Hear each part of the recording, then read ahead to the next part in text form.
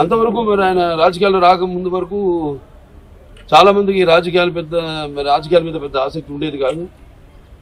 అలాగే అసలు కొంతమందికి అయితే రాజకీయాలు అంటే ఏంటో తెలియదు.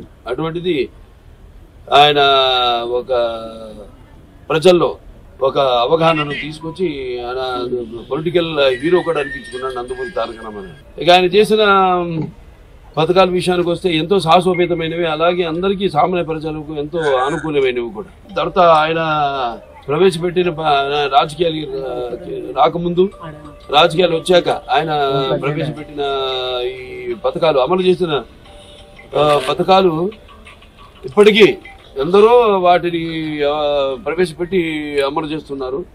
అందుకే ఆయన పేదవాడి ఆఖరి తెచ్చిన నాన్న ఆయనే. అలాగే జనం యొక్క భవిష్యత్తు చూపించిన నాన్న ఆయనే.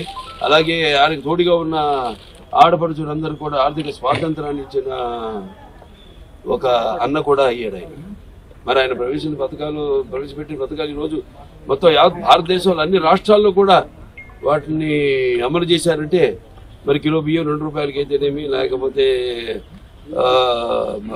మహిళలకు ఆస్తిలో సమాన హక్కు అయితేనేమి, అలాగే రైతులకు 50 రూపాయలకి హార్స్ పవర్ యూనిట్ పవర్ ఇవ్వటం అయితేనేమి, భూమి శిస్తు రద్దు చేయడం అయితేనేమి, అలాగే ఈ యొక్క చేనేత కార్మికులు ఈ యొక్క చేయూతనడం ఏంటి, చేనేత వస్త్రాలు వాటి ద్వారా, అలాగే పక్కా ఇళ్ల నిర్మాణం అయితేనేమి, కాంక్రీట్ స్లాబులతో ఇళ్ల నిర్మాణం అయితేనేమి, అలాగే విప్లవాత్మక సామాజిక మార్పులు ఎన్నో తీసుకొచ్చారు.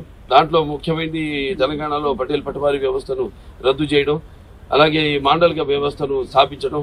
అప్పటికి 330 తాలూకాలు, అవి 1104 మండలాలుగా చేసి ప్రజల వద్దకు పాలన తీసుకెళ్లేటట్టు ఆయన మండలాల వ్యవస్థను స్థాపించడం.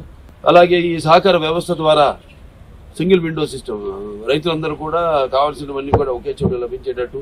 అలాగే తెలుగు గ్రామీణ పథకం తెలుగు గ్రామీణ క్రాంతి పథకం కింద ఈ గ్రామాల యొక్క సర్వతోముఖ అభివృద్ధికి అయితేనేమి, అలాగే మొట్టమొదటి మహిళా విశ్వవిద్యాలయం అయితేనేమి, లేకపోతే ఈ ఎన్టీఆర్ ఆరోగ్య వైద్య విశ్వవిద్యాలయం అయితేనేమి, లేకపోతే అలాగే గురుకుల విద్యా విధానం అయితేనేమి, ఆశ్రమ పాఠశాలలు అయితేనేమి, ఈ యొక్క సంక్షేమ హాస్టల్స్ అయితేనేమి, అలాగే క్యాపిటేషన్ ఫీజు రద్దు చేయడం, పేదల వద్దకు చదువులు తీసుకురావడం.